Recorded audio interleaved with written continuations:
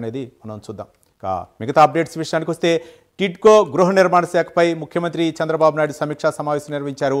3 ఏళ్లలో 17 లక్షల ఇళ్లు నిర్మాణమే లక్ష్యమని సీఎం చంద్రబాబు అన్నారు. ప్రతి 3 నెలలకోసారి సామూహిక గృహప్రవేశాలు ఉంటాయని తెలిపారు. ఈ మేరకు పకడ్బందీగా పనిచేయాలని దిశానిర్దేశం చేశారు.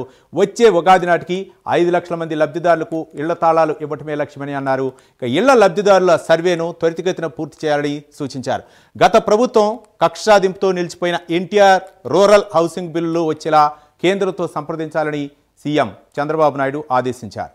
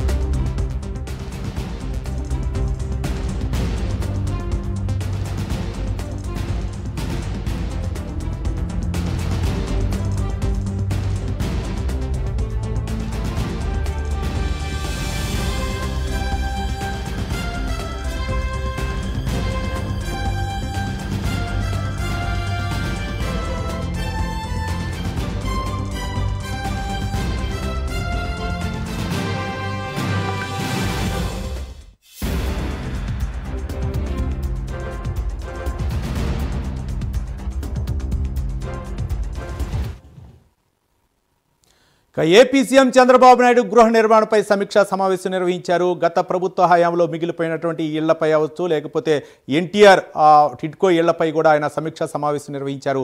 5 లక్షల ఉగాది నాటికి 5 లక్షల ఇల్లు తాళాలు ఆ లబ్ధిదారులకు ఇవ్వాలని చెప్పేసి సీఎం ఆదేశించారు. మరోపక్క ప్రతి 3 నెలలకు కూడా దీనిపై మానిటరింగ్ చేసి లబ్ధిదారులకి ఆ ఇల్లు ఇచ్చే విధంగా అధికారులు చర్యలు తీసుకోవాలని ఆదేశించారు. మరింత సమాచారం మా కరెస్పాండెంట్ శ్రీహరి అందిస్తారు. శ్రీహరి,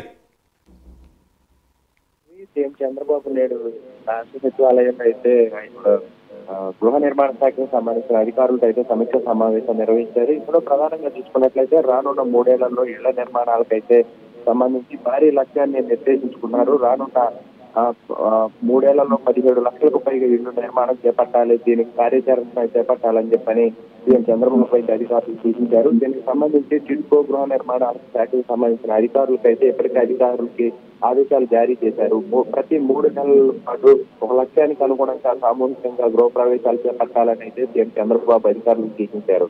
అయితే ఈ టిడ్కో గృహ నిర్మాణాలు ఏవైతే ఉన్నాయో కూడా సీఎం చంద్రబాబు సమీక్ష నిర్వహిస్తూ కీలక ఆదేశాలతో పాటు వీటికి కావాల్సిన హౌసింగ్ ఫర్ ఆల్ అంటూ కూడా ఎన్నికల్లో ఏదైతే హామీ ఇచ్చారో ఈ హామీలో భాగంగానే నేడైతే అధికారులతో సమీక్ష సమావేశం నిర్వహిస్తారు. దీనిలో భాగంగానే రానున్న 3 ఏళ్లలో కూడా పెద్ద ఎత్తున 20 లక్షలకు పైగా కూడా ఇళ్లు నిర్మించి వారికి అందించాలంటూ కూడా అధికారులకైతే సీఎం చంద్రబాబు దిశానిర్దేశం చేశారు. దీని మీద కావాల్సిన ఏవైతే ప్రణాళికలు ఉన్నాయో ఇవన్నీ కూడా ముందుకు తీసుకువెళ్లాలంటూ అధికారులకైతే ఆదేశాలు ఇచ్చారు.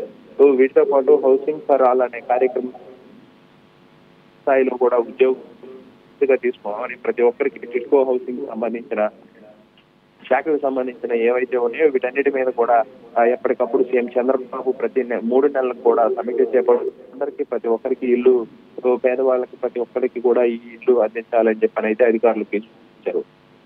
Right, thank you Srihari.